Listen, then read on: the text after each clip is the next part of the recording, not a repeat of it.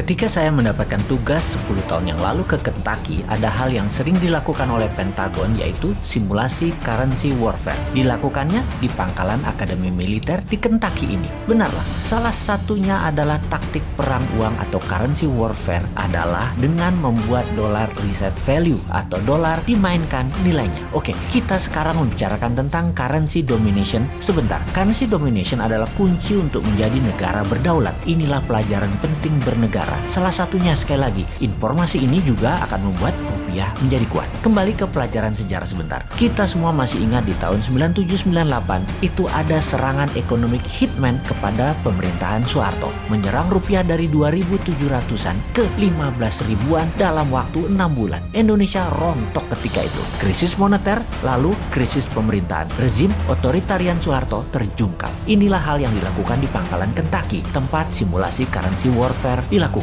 Anda seperti saya kala itu akan tegang bagaimana simulasi yang mereka lakukan ini semua dengan perhitungan matematik yang rinci, detail, dan jelimet. Mereka melakukannya sekali lagi yang namanya dollar reset value. Simulasinya banyak ragam, dimana ketika saya hadir waktu itu mereka mensimulasikannya adalah mereka menaikkan nilai dolar 30% dari nilai saat ini. Misalnya 1 dolar adalah 14.500 rupiah, dibuat 1 dolar 20.000 rupiah. Jadi Indonesia yang memiliki hutang dalam dolar sekitar 450 billion dolar atau sekitar 6.000 triliun rupiah mendadak dalam sekejap hutangnya jadi 9.000 triliun rupiah. Bangkrut itu pemerintah dalam seketika kalau hal itu dilakukan, yaitu dolar nilainya dinaikkan 30%. Lalu dalam layar simulasi ada nilai currency dolar terhadap 190 negara di dunia. Dilihat apa yang terjadi, bagaimana dengan negara Singapura, bagaimana dengan Jepang, bagaimana dengan negara Eropa, bagaimana dengan Tiongkok, dan lain sebagainya. Menariknya, ketika dolar dinaikkan 30%, Tiongkok tidak rubuh. Cadangan devisa mereka walau ada dolar, namun gold di Tiongkok kuat dan banyak. Juga yuan dipakai di beberapa negara mitra mereka membuat Tiongkok kuat. Simulasi kedua, nilai dolar dijatuhkan 50%. Ekspor barang Indonesia dalam dolar jadi hancur. Indonesia rubuh juga. Dalam bahasa Lemhanasnya adalah fail state. Dan hebatnya lagi, Tiongkok tidak rubuh ketika dolar dilemahkan 50%. Simulasi berikutnya yaitu dolar di-cut 80% alias tinggal 20%. Ternyata Tiongkok juga tidak lumpuh. Pokoknya di harga dolar berapapun Tiongkok kuat, bahkan Amerika yang rugi. Menariknya, Indonesia di level turun 20%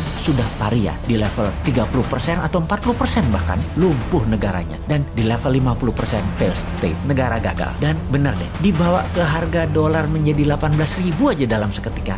Biar pemerintah Indonesia. Sekedar mengingatkan, yang rubuh pemerintahnya ya, bukan negaranya loh ya. Oke, itu adalah salah satu di antara banyak informasi di Kentucky. Apalagi oleh-oleh dari Kentucky, pangkalan dan akademi militernya keren abis. Tempat latihan fisiknya, latihan baris berbarisnya, latihan jungle survivalnya, pelatih-pelatihnya, world class semua. Dan ketika summer, anak-anak remaja digojlok di summer camp, dibuat kekinian pusat pendidikannya. Suara musik, bernyanyi, api unggun, sharing, kegiatan olahraga, hobi, semua berubah menjadi tempat yang seru bagi anak remaja dengan disiplin militer yang tinggi. Masuk pendaftarannya bahkan ngantri sampai berbulan-bulan, dibatasi kepesertaan anggota demi hasil maksimum. Sungguh pengalaman di Kentucky tersebut saya akan bawa ke tim camp kita di Millionaire Teen Bootcamp 2021 ini. Lengkap dengan pelatih anggota pasukan khusus yang memang elit dan terbaik yang melatih anak kita. Juga tim paskibraka nasional yang akan membimbing mereka. Ditambah pelajaran bela negara oleh instruktur Lemhanas. Plus yang Millionaire program oleh Bosman. Selamat bergabung.